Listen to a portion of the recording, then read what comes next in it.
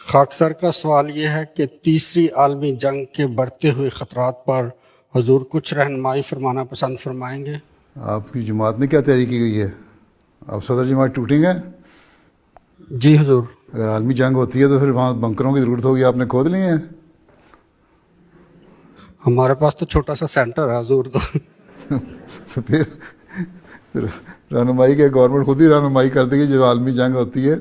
عالمی جنگ جو ہوگی تو جو حالات آج کل پیدا ہو رہے ہیں، اور یہ کہا جا رہا ہے کہ اگر یہ یوکرائن اور رشیا کا اگر شروع ہوگی جنگ تو یہ عالمی جنگ میں نہ منتج نہ ہو جائے کہیں، اور اس کے نتیجے میں پھر ہو سکتا ہے کہ نیوکلیئر ویپن بھی استعمال ہوں۔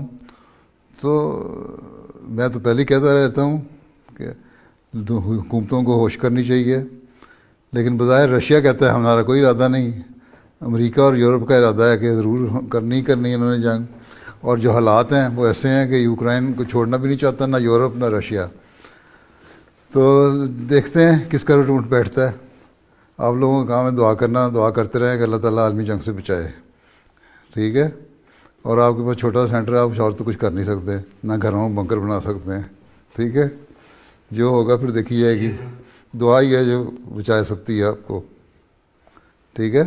میں سمجھا آپ سوال کرنے لگے ہیں کہ ہماری جماعت میں کیا طریقہ اختیار کیا جائے جہاں ہماری افراد جماعت کی 100% تعداد ایسی ہو جائے جو 5 وقت نمازیں پڑھتے ہیں اور بڑے خشوع و خضوع سے نمازیں پڑھتے ہیں، اور کس طرح ہم کوشش کریں کہ ساری جماعت جو ہے وہ قرآن کریم کی تلاوت کرنے والی بن جائے ہیں، اور کس طرح ہم کوشش کریں کہ ساری جماعت میں اللہ تعالیٰ سے تعلق ایسا پیدا ہو جائے کہ بالکل ان کو ہلا نہ سکے۔ تو یہ کوششیں ہیں آپ لوگوں کی، جو آپ کا کام ہے وہ کریں۔ جب جنگ ہوگی تو یہی چیزیں آپ کو بچا بھی لیں گی۔